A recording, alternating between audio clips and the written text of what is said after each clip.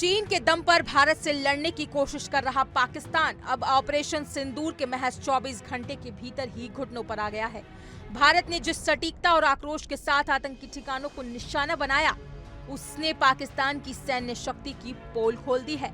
अब पाकिस्तान न सिर्फ हार मान रहा है, बल्कि दूसरे देशों से हथियारों की भीख मांगने पर उतर आया है।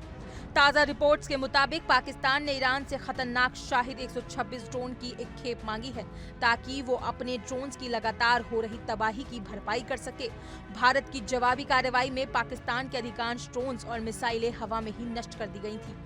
दरअसल ऑपरेशन सिंदूर के बाद पाकिस्तान ने भारत के 15 बड़े शहरों को निशाना बनाने की कोशिश की थी, लेकिन भारतीय सेना की चौकसी और S-400 जैसे आधुनिक डिफेंस सिस्टम ने उसकी पूरी साजिश नाकाम कर दी।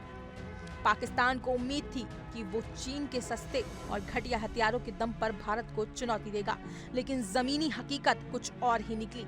उसके पास मौजूद हथियारों का जखीरा अब तेजी से खत्म हो रहा है। हालात ये हो गए हैं कि उसे तुर्की और ईरान जैसे देशों से मदद मांगनी पड़ रही है। ऑपरेशन सिंदूर से कुछ दिन पहले पाकिस्तान ने तुर्की से हथियारों की बड़ी खेप की मांग की थी। इस दौरान तुर्की की एयरफोर्स का एक फाइटर जेट पाकिस्तान में लैंड करता देखा गया और उसके बाद एक तुर्की युद्धपोत भी पाकिस्तान की समुद्री सीमा पर पहुंचा। हालांकि तुर्की ने हथियार सप्लाई की बात से इनकार कर दिया है, लेकिन इन गतिविधियों ने पाकिस्तान की तैयारी और उसके इरादों को बेनकाब कर दिया है। भारत ने पाकिस्तान को कड़ा संदेश दिया है। सीमा पार मौजूद आतंकी ठिकानों से कुछ ही किलोमीटर दूर भारत ने सर्जिकल और टारगेटेड स्ट्राइक्स कर ये जता दिया है कि अगर हमारे बेगुनाह नागरिकों को कोई नुकसान पहुंचाने की कोशिश की गई तो सीमा के उस पार कोई नामलेवा नहीं बचेगा। भारतीय सेना की कार्रवाई पाकिस्तान की फौज और उसके जनरल असीम मुनीर के लिए चेतावनी से कम नहीं है। वहीं ईरान की बात करें तो उसने हाल ही में शाहिद सीरीज के ड्रोन का एडवांस वर्जन लॉन्च किया है। शाहिद 149 गाजा ये मानव रहित युद्धक विमान UCAV है, जिसकी मारक क्षमता 500 से 1000 किलोमीटर तक है।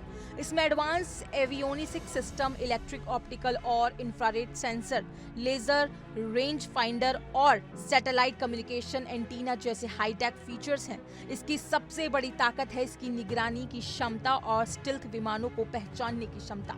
ये शाहिद 129 का उन्नत संस्करण है, जिसमें पेलोड और रेंज में काफी इजाफा किया गया है।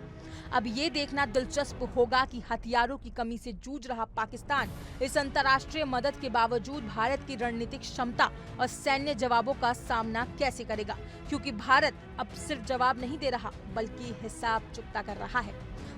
फिलहाल इस खबर में इतना ही। अपनी राय कमेंट सेक्शन में जरूर बताएं। चैनल को सब्सक्राइब करना ना भूलें। जय हिंद।